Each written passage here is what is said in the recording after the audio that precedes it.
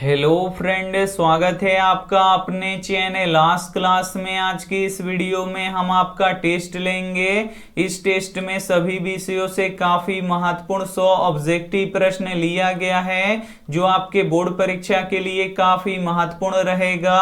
तो एक भी प्रश्न आप लोग स्किप मत कीजिएगा, टेस्ट को बिल्कुल शुरू से लेके अंत तक दीजिएगा और लास्ट में हमें जरूर बताइएगा कि आपका 100 प्रश्नों में से कितना सही हुआ।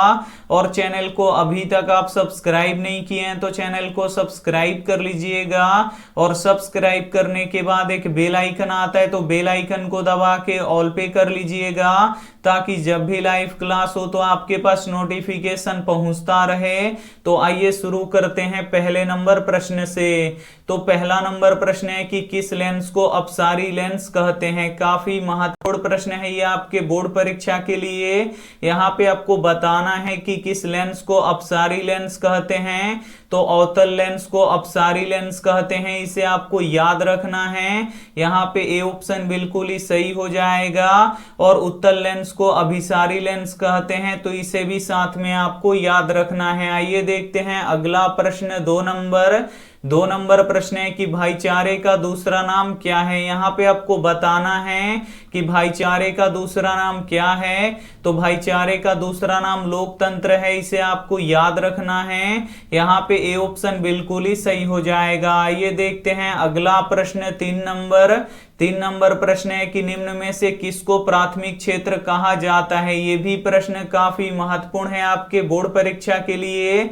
यहाँ पे आपको बताना है कि निम्न में से किसको प्राथमिक क्षेत्र कहा जाता है। तो कृषि क्षेत्र को प्राथमिक क्षेत्र कहा जाता है, इसे आपको याद रखना है।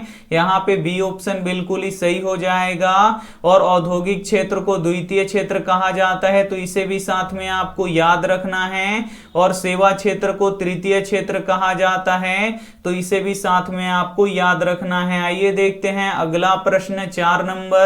4 नंबर प्रश्न है कि बहादुर पर चोरी का आरोप किसने लगाया था। काफी महत्वपूर्ण प्रश्न है ये भी आपके बोर्ड परीक्षा के लिए। यहाँ पे आपको बताना है कि बहादुर पर चोरी का आरोप किसने लगाया था। तो निर्मला के रिश्तेदार ने लगाया था, इसे आपको याद रखना है। यहाँ पे डी ऑप्शन बिल्कुल ही सही हो जाएगा। और बहादुर पर चोरी का आरोप कितना रुपया का लगा था। तो 11 रुपया का लगा था, तो ये भी साथ में आपको याद रखना है। आइए देखते हैं अगला प्रश्न। 5 नंबर प्रश्न है कि 2, 7, 4, 9, 5, 6, 1 का माध्यिका ज्ञात करें। काफी महत्वपूर्ण प्रश्न है ये आपके बोर्ड परीक्षा के लिए। जो ये आंकड़ा दिया है इसका आपको माध्यिका ज्ञात करना है। तो माध्यिका कैसे निकलता है। तो जो ये आंकड़ा दिया है इसको सबसे पहले आपको बढ़ते हुए क्रम में लिखना पड़ेगा, और जो संख्या बीच में आएगा वही इसका माध्यिका कहलाएगा। तो जो ये आंकड़ा दिया है इसको सबसे पहले हम बढ़ते हुए क्रम में लिख देंगे। तो बढ़ते हुए क्रम में कैसे लिखा जाता है। तो पहले सबसे छोटा लिखा जाता है, फिर उससे जो बड़ा होता है उसको लिखा जाता है। तो इसमें सबसे छोटा क्या है। तो 1 है, तो यहाँ पे लिख देंगे 1। 1 से बड़ा क्या है। 2 है, तो यहाँ पे लिख देंगे 2। और 2 से बड़ा क्या है। 4 है, तो यहाँ पे लिख देंगे 4। और 4 से बड़ा क्या है। 5 है, तो यहाँ पे लिख देंगे 5। और 5 से बड़ा क्या है। 6 है, तो यहाँ पे लिख देंगे 6। और 6 से बड़ा क्या है। 7 है, तो यहाँ पे लिख देंगे 7। और 7 से बड़ा कौन है। यहाँ पे 9 है, तो यहाँ पे लिख देंगे 9। तो ये हमारा बढ़ते हुए क्रम में लिखा गया। अब आपको बीच वाली संख्या ढूंढना है, तो 3 इधर से छोड़ दीजिए और 3 इधर से छोड़ दीजिए। बीच में कौन सी संख्या है। तो 5 है, तो 5 इसका माध्यिका हो जाएगा। यहाँ पे बी ऑप्शन बिल्कुल ही सही हो जाएगा। आइए देखते हैं अगला प्रश्न। 6 नंबर प्रश्न है कि एलपीजी का मुख्य घटक क्या होता है। काफी महत्वपूर्ण प्रश्न है ये भी आपके बोर्ड परीक्षा के लिए। यहाँ पे आपको बताना है कि एलपीजी का मुख्य घटक क्या होता है। तो एलपीजी का मुख्य घटक ब्यूटेन होता है, इसे आपको याद रखना है। यहाँ पे ए ऑप्शन बिल्कुल ही सही हो जाएगा। और एलपीजी का पूरा नाम क्या होता है। तो लिक्विफाइड पेट्रोलियम गैस होता है, तो ये भी साथ में आपको याद रखना है। आइए देखते हैं अगला प्रश्न। 7 7 नंबर प्रश्न है कि किसने कहा कि भविष्य में पाटलिग्राम महानगर होगा। यहाँ पे आपको बताना है कि किसने कहा कि भविष्य में पाटलिग्राम महानगर होगा। तो भगवान बुद्ध ने कहा था, इसे आपको याद रखना है। यहाँ पे ए ऑप्शन बिल्कुल ही सही हो जाएगा। ये देखते हैं अगला प्रश्न 8 नंबर प्रश्न है कि रॉकेट में ईंधन के रूप में किसका प्रयोग किया जाता है। यहाँ पे आपको बताना है कि रॉकेट में ईंधन के रूप में किसका प्रयोग किया जाता है। तो हाइड्रोजन गैस का प्रयोग किया जाता है, इसे आपको याद रखना है। यहाँ पे ए ऑप्शन बिल्कुल ही सही हो जाएगा। ये देखते हैं अगला प्रश्न 9 नंबर प्रश्न है कि वीरेश्वर का स्वभाव कैसा था। यहाँ पे आपको बताना है कि वीरेश्वर का स्वभाव कैसा था। तो वीरेश्वर का स्वभाव दानशील और ईमानदार था, इसे आपको याद रखना है। यहाँ पे ए ऑप्शन बिल्कुल ही सही हो जाएगा। और वीरेश्वर कहाँ के मंत्री थे, तो ये मिथिला के मंत्री थे, तो ये भी साथ में आपको याद रखना है। आइए देखते हैं अगला प्रश्न 10 नंबर प्रश्न है कि अंकोर वाट का मंदिर किस हिंदू देवता को समर्पित है। यहाँ पे आपको बताना है कि अंकोर वाट का मंदिर किस हिंदू देवता को समर्पित है। तो ये भगवान विष्णु को समर्पित है, इसे आपको याद रखना है। यहाँ पे ए ऑप्शन बिल्कुल ही सही हो जाएगा। और अंकोर वाट का मंदिर कहाँ पे है, तो ये कंबोडिया में है, तो इसे आपको याद रखना है। और अंकोर वाट का मंदिर का निर्माण किसने करवाया था, तो सूर्यवर्मन द्वितीय ने करवाया था, तो ये भी साथ में आपको याद रखना है। आइए देखते हैं अगला प्रश्न 11 नंबर प्रश्न है कि साइन थीटा का महत्तम मान कितने डिग्री पर होता है। यहाँ पे आपको बताना है कि साइन थीटा का महत्तम मान यानी सबसे अधिक मान कितने डिग्री पर होता है। तो साइन 30 डिग्री का मान कितना होता है, 1/2 होता है। साइन 60 डिग्री का मान कितना होता है, √3/2 होता है। साइन 90 डिग्री का मान कितना होता है, 1 होता है। और साइन 0 डिग्री का मान कितना होता है, 0 होता है। तो इन चारों में सबसे बड़ा कौन है, तो 1 है। तो साइन थीटा का महत्तम मान कितने डिग्री पर होता है, तो 90 डिग्री पर होता है, इसे आपको याद रखना है। यहाँ पे सी ऑप्शन बिल्कुल ही सही हो जाएगा। ये देखते हैं अगला प्रश्न 12 नंबर प्रश्न है कि साधारण नमक का रासायनिक नाम क्या होता है। यहाँ पे आपको बताना है कि साधारण नमक का रासायनिक नाम क्या होता है। तो सोडियम क्लोराइड होता है, इसे आपको याद रखना है। यहाँ पे बी ऑप्शन बिल्कुल ही सही हो जाएगा। ये देखते हैं अगला प्रश्न 13 नंबर प्रश्न है कि tan a बराबर 1/2 हो तो 1 - 2 tan स्क्वायर a का मान ज्ञात करें। यहाँ पे देखिए tan a बराबर कितना दिया है, 1/2 दिया है। तो बोल रहा है कि 1 - 2 tan स्क्वायर a का मान आपसे ज्ञात करने के लिए, तो यहाँ पे देखिए tan a का मान कितना दिया है, 1/2 दिया है। तो इस tan a के जगह पे आपको कितना रख देना है, 1/2 रख देना है। तो यहाँ पे देखिए 1 है तो 1 माइनस है तो -2 है तो 2। tan a के जगह पे कितना लिख देंगे, 1/2 लिख देंगे। और इसका स्क्वायर है तो हम भी यहाँ पे इसका स्क्वायर कर देंगे। अब यहाँ पे देखिए 1 है तो 1 माइनस है तो -2 है तो 2 गुणा है तो गुणा। 1 का स्क्वायर करेंगे तो 1 होगा और 2 का स्क्वायर करेंगे तो कितना होगा, 4 होगा। और 2 से 4 कितना बार में कट जाएगा, 2 बार में कट जाएगा। तो यहाँ पे 1 - 1/2 हो गया। तो इसके नीचे कुछ भी नहीं है तो हम यहाँ पे 1 लिख सकते हैं। तो अब यहाँ पे देखिए बट्टा के घटाव हो गया, तो 1 और 2 का लघुत्तम कितना होगा, 2 होगा। तो 1 से 2 बार में कटेगा तो 2 में 1 से गुणा होगा तो कितना होगा, 2 होगा। और यहाँ पे माइनस है तो माइनस, 2 से 2 कितना बार में कट जाएगा, 1 बार में कट जाएगा। और 1 में 1 से गुणा होगा तो 1 होगा। तो यहाँ पे देखिए 2 में से 1 निकल गया, कितना बचेगा, यहाँ पे 1 बचेगा।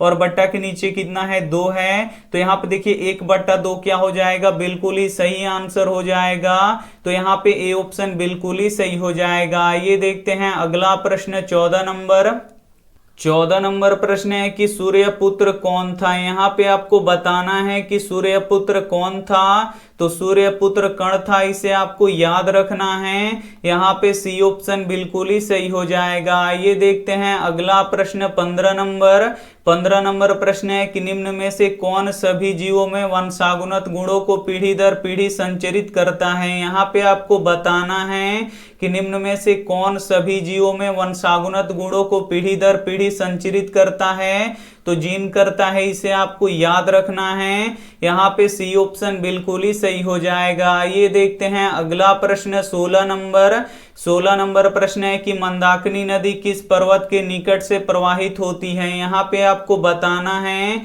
कि मंदाकिनी नदी किस पर्वत के निकट से प्रवाहित होती है। तो चित्रकूट पर्वत के निकट से प्रवाहित होती है, इसे आपको याद रखना है। यहाँ पे ए ऑप्शन बिल्कुल ही सही हो जाएगा। ये देखते हैं अगला प्रश्न 17 नंबर प्रश्न है कि आविन्यो किस नदी के किनारे स्थित है। यहाँ पे आपको बताना है कि आविन्यो किस नदी के किनारे स्थित है। तो रोन नदी के किनारे स्थित है, इसे आपको याद रखना है। यहाँ पे बी ऑप्शन बिल्कुल ही सही हो जाएगा। ये देखते हैं अगला प्रश्न 18 नंबर प्रश्न है कि विटामिन ए की कमी से कौन सा रोग होता है। यहाँ पे आपको बताना है कि विटामिन ए की कमी से कौन सा रोग होता है। तो रतौंधी होता है, इसे आपको याद रखना है। यहाँ पे ए ऑप्शन बिल्कुल ही सही हो जाएगा। ये देखते हैं अगला प्रश्न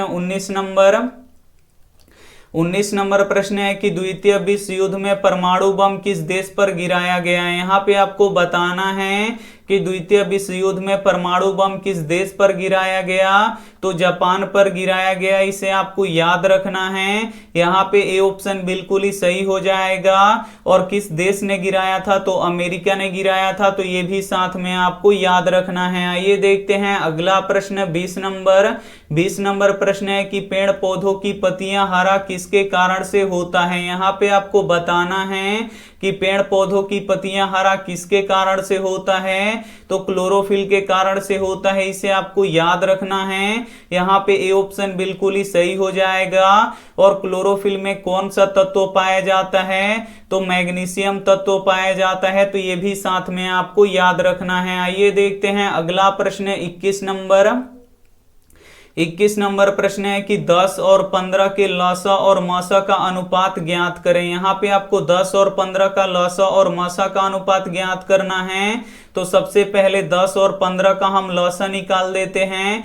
तो ये 5 से कटेगा, 5 दूना 10, 5 तिया 15। तो यहाँ पे देखिए लसा कितना निकल गया, यहाँ पे 5 दूना 10 और 10 तिया कितना निकल गया, यहाँ पे 30 निकल गया।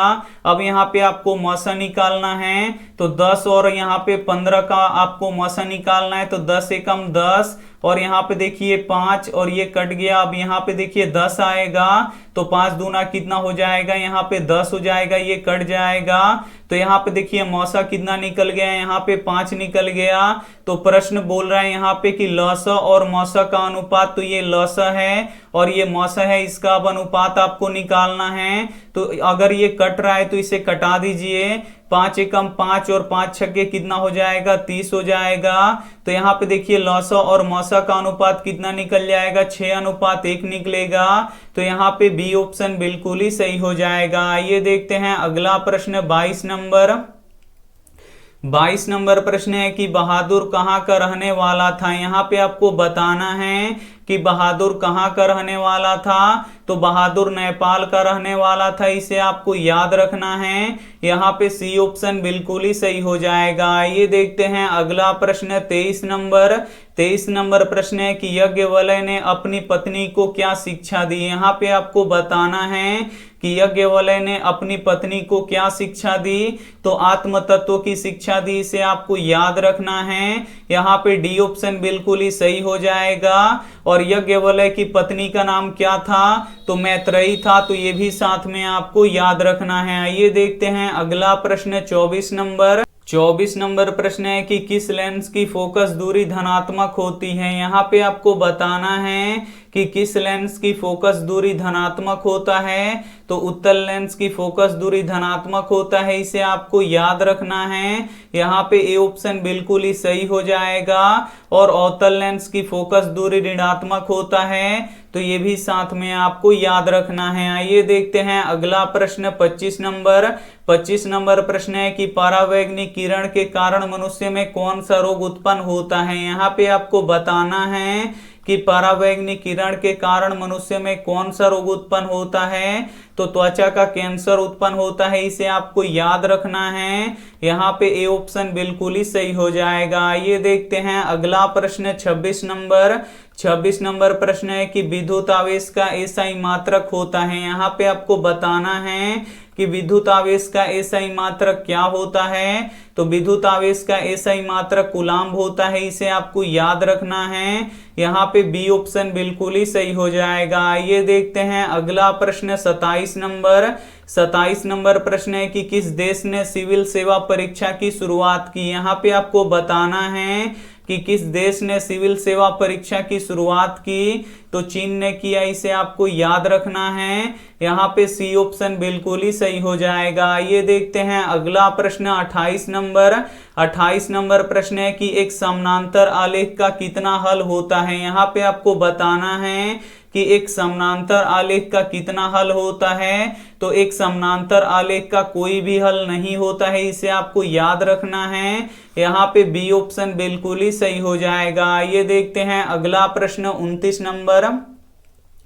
29 नंबर प्रश्न है कि परिपथ की सुरक्षा के लिए किस युक्ति का प्रयोग होता है। यहाँ पे आपको बताना है कि परिपथ की सुरक्षा के लिए किस युक्ति का प्रयोग होता है। तो विद्युत फ्यूज का प्रयोग होता है, इसे आपको याद रखना है। यहाँ पे ए ऑप्शन बिल्कुल ही सही हो जाएगा। ये देखते हैं अगला प्रश्न 30 नंबर।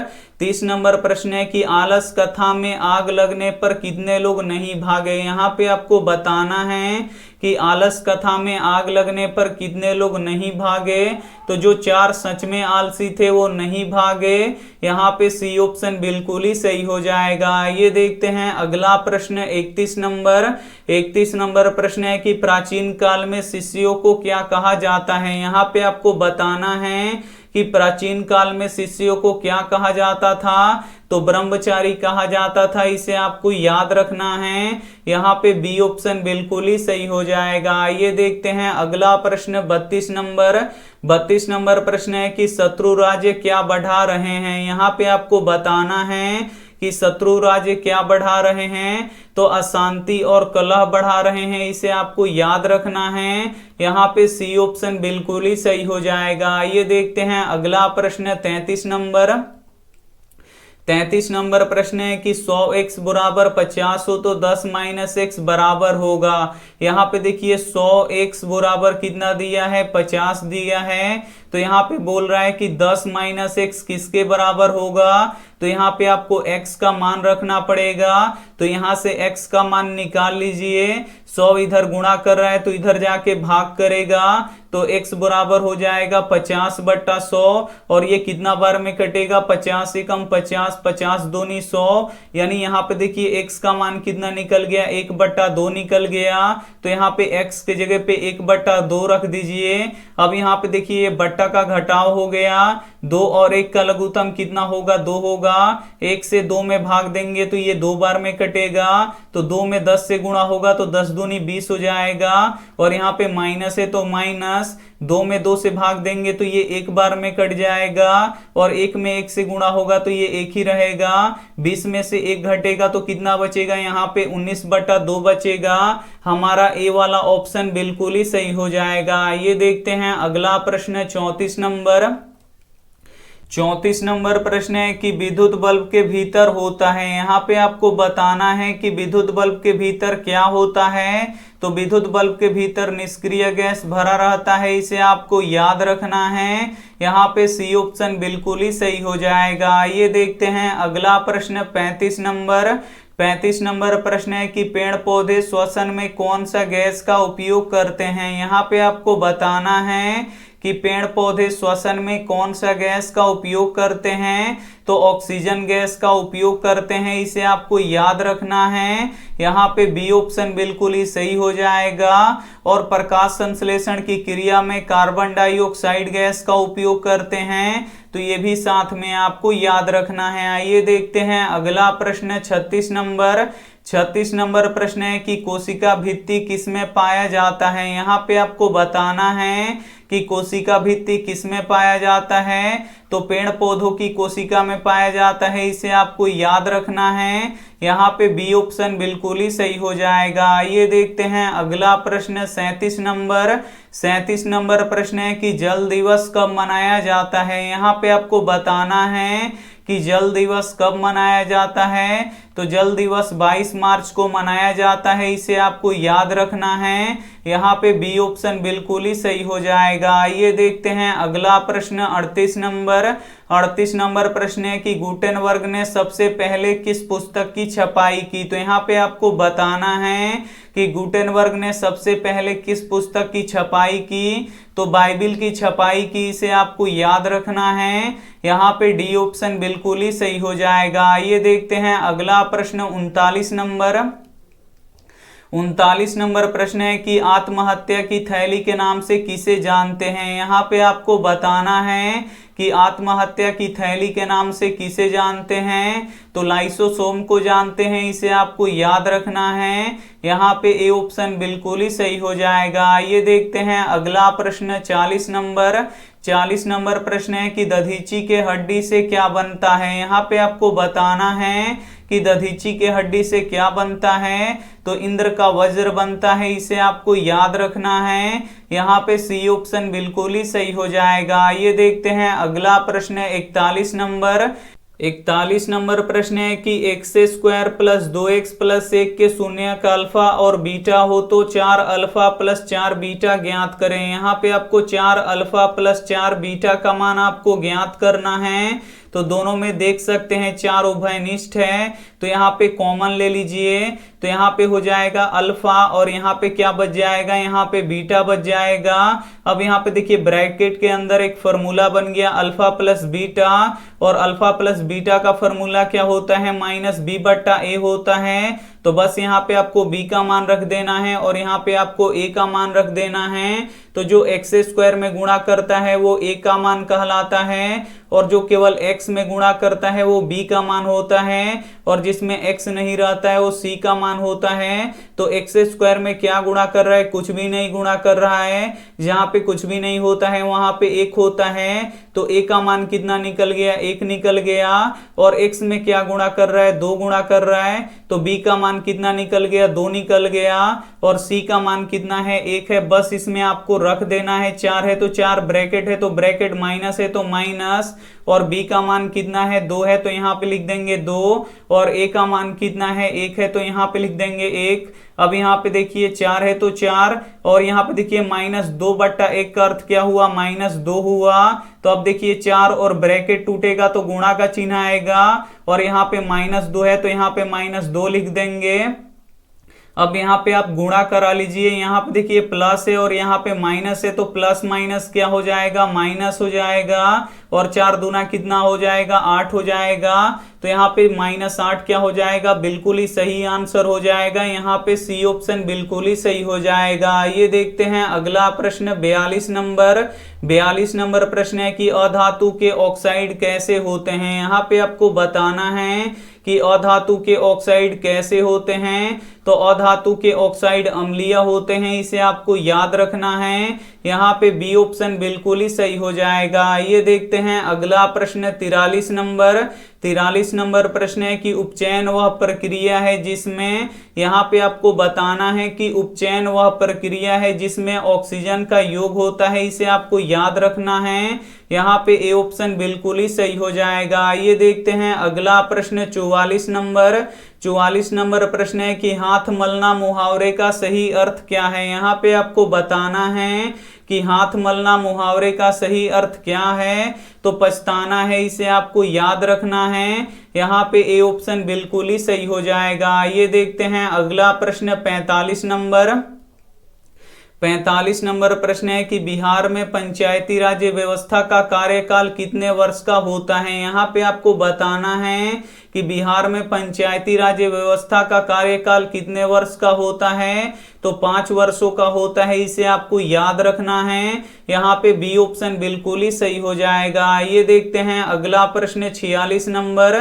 46 नंबर प्रश्न है कि जालियांवाला बाग हत्याकांड की जांच के लिए किस समिति का गठन किया गया था। यहाँ पे आपको बताना है कि जालियांवाला बाग हत्याकांड के जांच के लिए किस समिति का गठन किया गया था, तो हंटर समिति का गठन किया गया था। इसे आपको याद रखना है। यहाँ पे सी ऑप्शन बिल्कुल ही सही हो जाएगा। ये देखते हैं अगला प्रश्न 47 नंबर।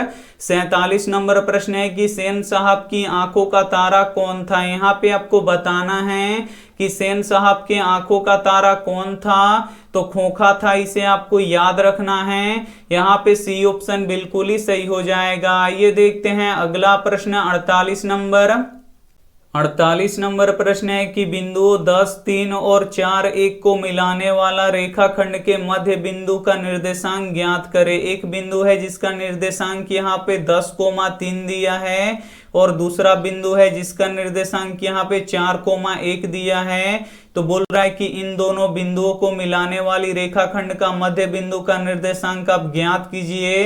तो मध्य बिंदु का निर्देशांक निकालने का फॉर्मूला होता है x1 + x2 बटा 2 y1 + y2 बटा 2 होता है। तो यहाँ पे देखिए जो ये पहला वाला निर्देशांक होता है, इसमें का जो पहला मान होता है ये x1 का मान होता है, और ये जो दूसरा वाला मान होता है ये y1 का मान होता है, और ये जो दूसरा वाला निर्देशांक होता है इसमें का जो पहला वाला मान होता है ये x2 का मान होता है, और ये जो दूसरा वाला मान होता है ये y2 का मान होता है। बस इसमें आपको रख देना है। x1 का मान 10 है तो यहाँ पे लिख देंगे 10, प्लस है तो प्लस, और x2 का मान कितना है 4 है तो यहाँ पे लिख देंगे 4, और बट्टा के नीचे 2 है तो यहाँ पे लिख देंगे 2, और y1 का मान कितना है 3 है तो यहाँ पे लिख देंगे 3, और y2 का मान कितना है 1 है तो यहाँ पे लिख देंगे 1, और बट्टा के नीचे 2 है तो यहाँ पे लिख देंगे 2। अब इसे जोड़ लेंगे तो 10 और 4 कितना हो जाएगा 14/2 हो जाएगा, और 3 और 1 कितना हो जाएगा यहाँ पे 4/2 हो जाएगा।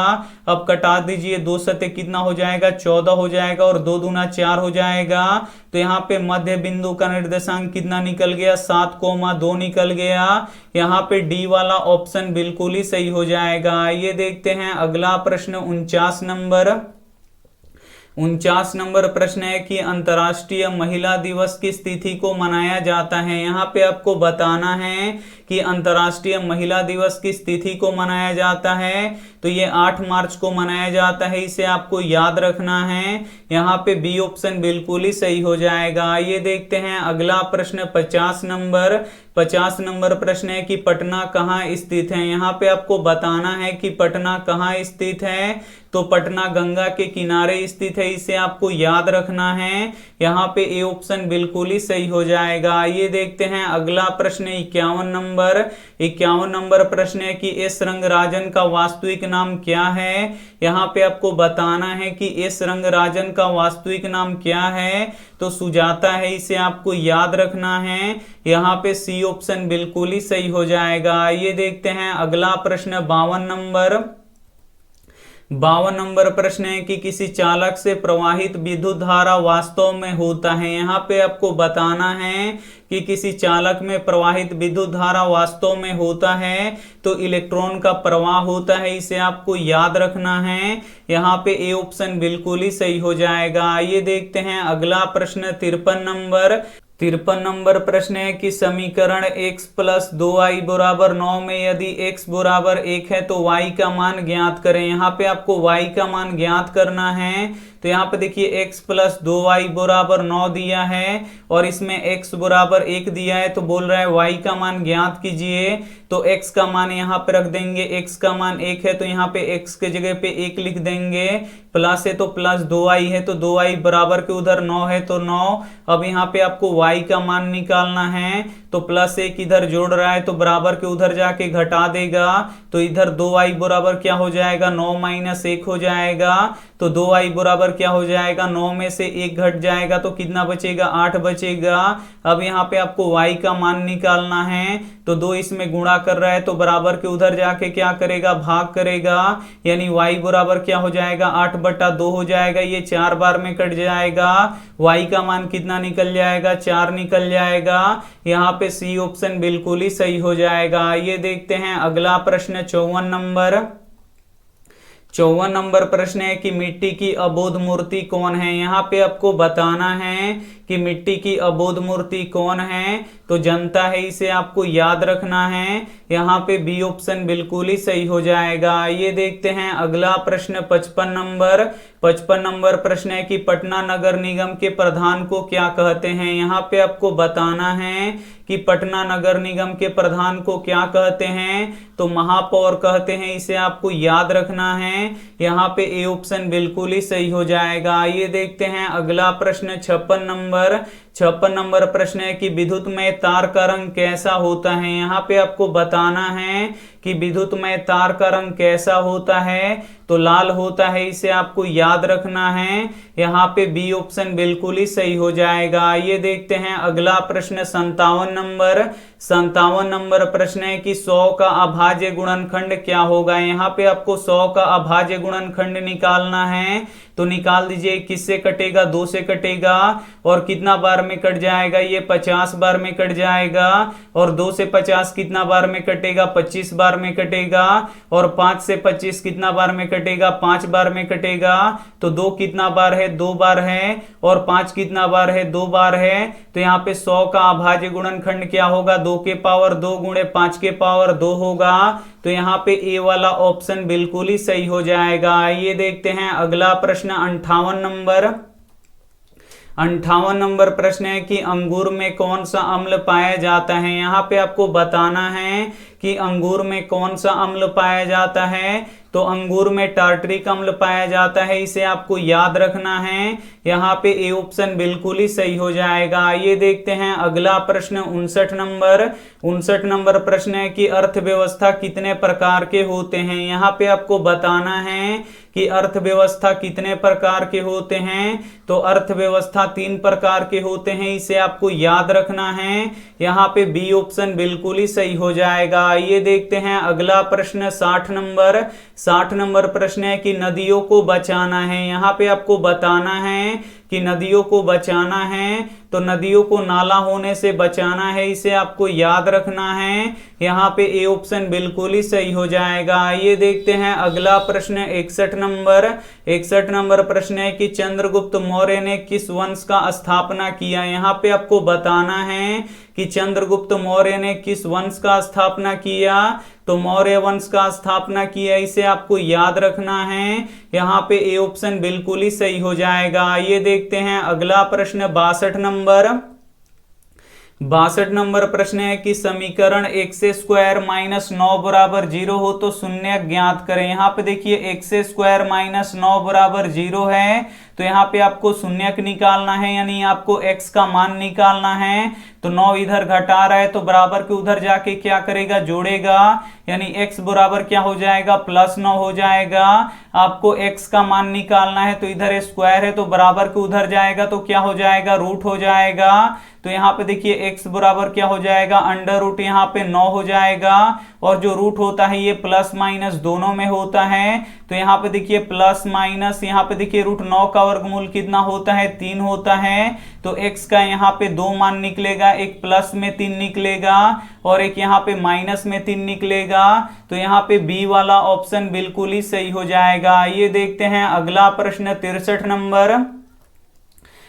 नंबर प्रश्न है कि मनुष्य के दांतों के सबसे ऊपरी परत क्या है। यहाँ पे आपको बताना है कि मनुष्य के दांतों की सबसे ऊपरी परत क्या है, तो इनामेल है, इसे आपको याद रखना है। यहाँ पे बी ऑप्शन बिल्कुल ही सही हो जाएगा। ये देखते हैं अगला प्रश्न 64 नंबर प्रश्न है कि आंकड़े 2, 3, 5, 3, 7, 3, 6 का परिसर निकालें। यहाँ पे आपको परिसर निकालना है, तो परिसर कैसे निकलता है, तो सबसे बड़ी संख्या में से सबसे छोटी संख्या को घटा लेते हैं। तो सबसे बड़ी सी संख्या कौन है, 7 है, तो यहाँ पे लिख देंगे 7। और इसमें सबसे छोटी संख्या कौन है, 2 है, तो यहाँ पे घटा लेंगे।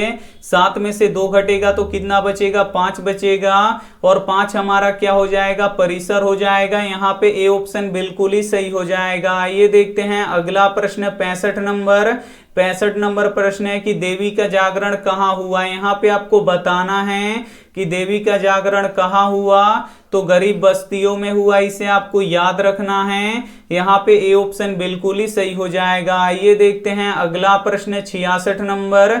66 नंबर प्रश्न है कि उगते सूरज के देश किस देश को कहा जाता है। यहाँ पे आपको बताना है कि उगते सूरज के देश किस देश को कहा जाता है, तो जापान को कहा जाता है, इसे आपको याद रखना है। यहाँ पे डी ऑप्शन बिल्कुल ही सही हो जाएगा। ये देखते हैं अगला प्रश्न 67 नंबर। 67 नंबर प्रश्न है कि बल का एसआई मात्रक क्या होता है। यहाँ पे आपको बताना है कि बल का एसआई मात्रक क्या होता है, तो बल का एसआई मात्रक न्यूटन होता है, इसे आपको याद रखना है। यहाँ पे बी ऑप्शन बिल्कुल ही सही हो जाएगा। ये देखते हैं अगला प्रश्न 68 नंबर। 68 नंबर प्रश्न है कि भारत ने अपने संविधान को कब अपनाया। यहाँ पे आपको बताना है कि भारत ने अपने संविधान को कब अपनाया, तो 26 जनवरी 1950 को अपनाया। यहाँ पे बी ऑप्शन बिल्कुल ही सही हो जाएगा। ये देखते हैं अगला प्रश्न 69 नंबर। 69 नंबर प्रश्न है कि गांधी जी ने सत्याग्रह का प्रयोग पहली बार कहाँ किए। यहाँ पे आपको बताना है कि गांधी जी ने सत्याग्रह का प्रयोग पहली बार कहाँ किए, तो दक्षिण अफ्रीका में किए, इसे आपको याद रखना है। यहाँ पे बी ऑप्शन बिल्कुल ही सही हो जाएगा। ये देखते हैं अगला प्रश्न 70 नंबर। 70 नंबर प्रश्न है कि इंद्रधनुष में कितना रंग दिखाई देता है। यहाँ पे आपको बताना है कि इंद्रधनुष में कितना रंग दिखाई देता है, तो इंद्रधनुष में 7 रंग दिखाई देता है। यहाँ पे बी ऑप्शन बिल्कुल ही सही हो जाएगा। ये देखते हैं अगला प्रश्न 71 नंबर। 71 नंबर प्रश्न है कि कर्ण किसके पक्ष से युद्ध लड़ रहा था। यहाँ पे आपको बताना है कि कर्ण किसके पक्ष से युद्ध लड़ रहा था, तो कौरव के पक्ष से युद्ध लड़ रहा था, इसे आपको याद रखना है। यहाँ पे ए ऑप्शन बिल्कुल ही सही हो जाएगा। ये देखते हैं अगला प्रश्न 72 नंबर।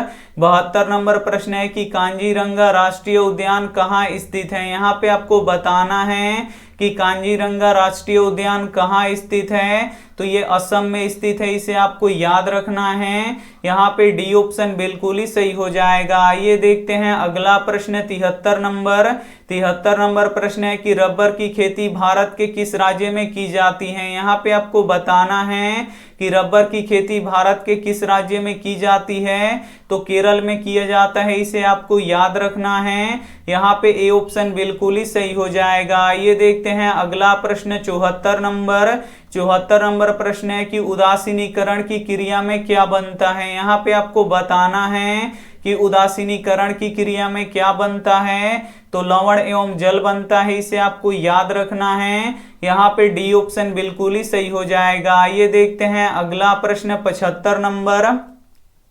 75 नंबर प्रश्न है कि कहवा का सबसे अधिक उत्पादन किस राज्य में होता है। यहाँ पे आपको बताना है कि कहवा यानी कॉफी का सबसे अधिक उत्पादन किस राज्य में होता है, तो कर्नाटक में होता है, इसे आपको याद रखना है। यहाँ पे बी ऑप्शन बिल्कुल ही सही हो जाएगा। ये देखते हैं अगला प्रश्न 76 नंबर।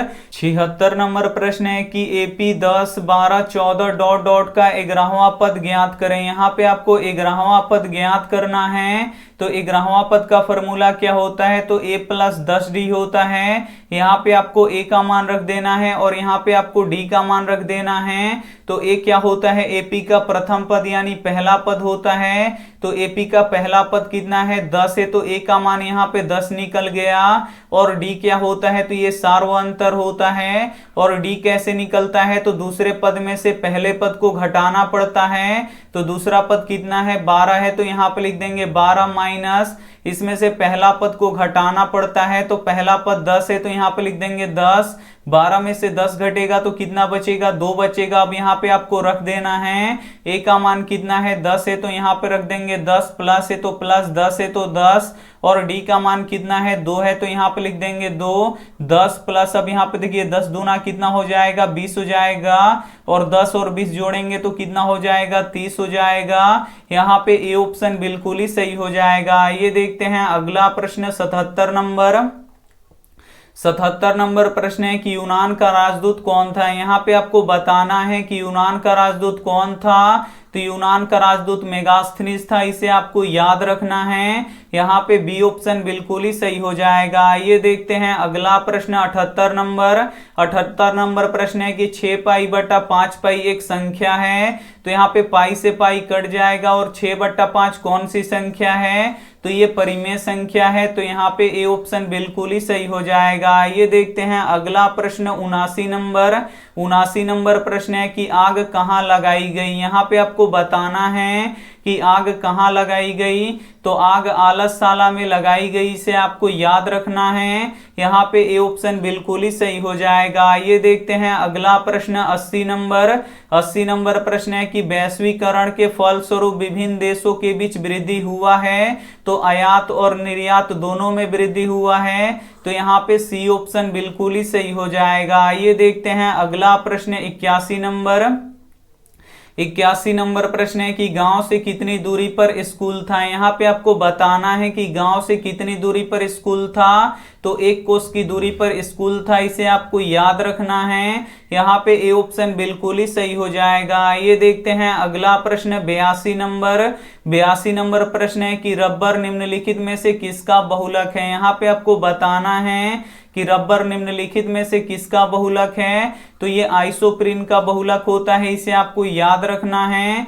यहाँ पे सी ऑप्शन बिल्कुल ही सही हो जाएगा। ये देखते हैं अगला प्रश्न 83 नंबर प्रश्न है कि भारतीयों को अब क्या अच्छा लगने लगा है। यहाँ पे आपको बताना है कि भारतीयों को अब क्या अच्छा लगने लगा है। तो विदेशी रहन सहन अच्छा लगने लगा है, इसे आपको याद रखना है। यहाँ पे बी ऑप्शन बिल्कुल ही सही हो जाएगा। ये देखते हैं अगला प्रश्न 84 नंबर प्रश्न है कि कौन पथिक को मारकर खा गया। यहाँ पे आपको बताना है कि कौन पथिक को मारकर खा गया। तो बाघ ने पथिक को मारकर खा गया, इसे आपको याद रखना है।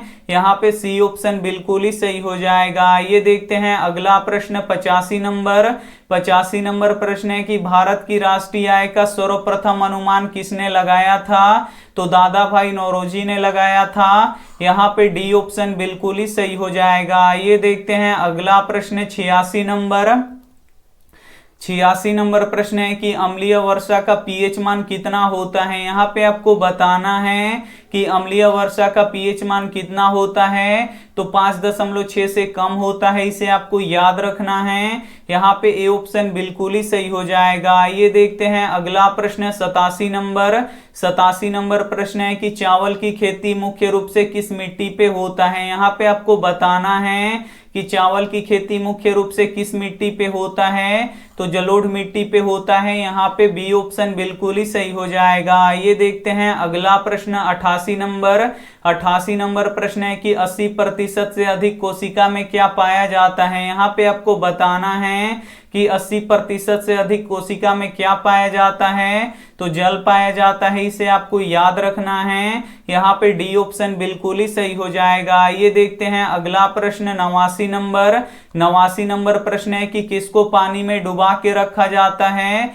यहाँ पे आपको बताना है कि किसको पानी में डुबा के रखा जाता है। तो फास्फोरस को पानी में डुबा के रखा जाता है। यहाँ पे ए ऑप्शन बिल्कुल ही सही हो जाएगा। ये देखते हैं अगला प्रश्न 90 नंबर प्रश्न है कि चीनी का उत्पादन का कच्चा माल क्या है। यहाँ पे आपको बताना है कि चीनी उत्पादन का कच्चा माल क्या है। तो गन्ना है, इसे आपको याद रखना है। यहाँ पे बी ऑप्शन बिल्कुल ही सही हो जाएगा। ये देखते हैं अगला प्रश्न 91 नंबर प्रश्न है कि मनुष्य के शरीर में कुल कितनी हड्डियां होती हैं। तो मनुष्य के शरीर में कुल 206 हड्डियां होती हैं, इसे आपको याद रखना है। यहाँ पे ए ऑप्शन बिल्कुल ही सही हो जाएगा। ये देखते हैं अगला प्रश्न 92 92 नंबर प्रश्न है कि असंभव घटना का प्रायिकता कितना होता है।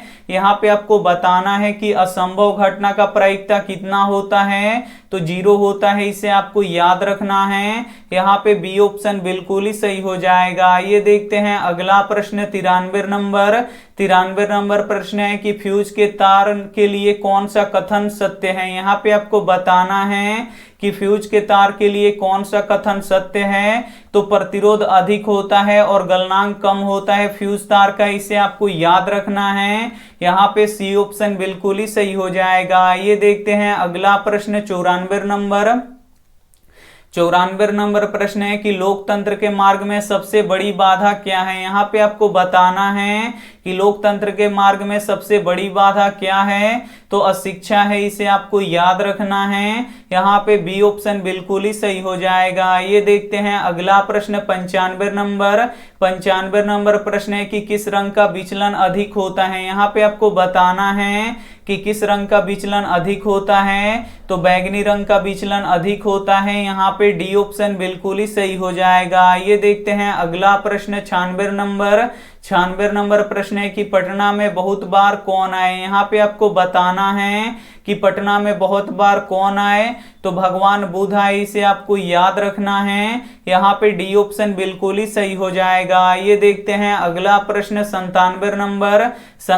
नंबर प्रश्न है कि हमारे पेट में कौन सा अम्ल उत्पन्न होता है। यहाँ पे आपको बताना है कि हमारे पेट में कौन सा अम्ल उत्पन्न होता है, तो हाइड्रोक्लोरिक अम्ल उत्पन्न होता है। यहाँ पे बी ऑप्शन बिल्कुल ही सही हो जाएगा। ये देखते हैं अगला प्रश्न 98 नंबर प्रश्न है कि नरेगा एक कार्यक्रम है, तो नरेगा एक राष्ट्रीय स्तर का कार्यक्रम है, इसे आपको याद रखना है। यहाँ पे बी ऑप्शन बिल्कुल ही सही हो जाएगा। ये देखते हैं अगला प्रश्न 99 नंबर प्रश्न है कि मानव शरीर में रक्त का निर्माण कहाँ होता है। यहाँ पे आपको बताना है कि मानव शरीर में रक्त का निर्माण कहाँ होता है, तो अस्थि मज्जा में होता है, इसे आपको याद रखना है। यहाँ पे सी ऑप्शन बिल्कुल ही सही हो जाएगा। ये देखते हैं अंतिम प्रश्न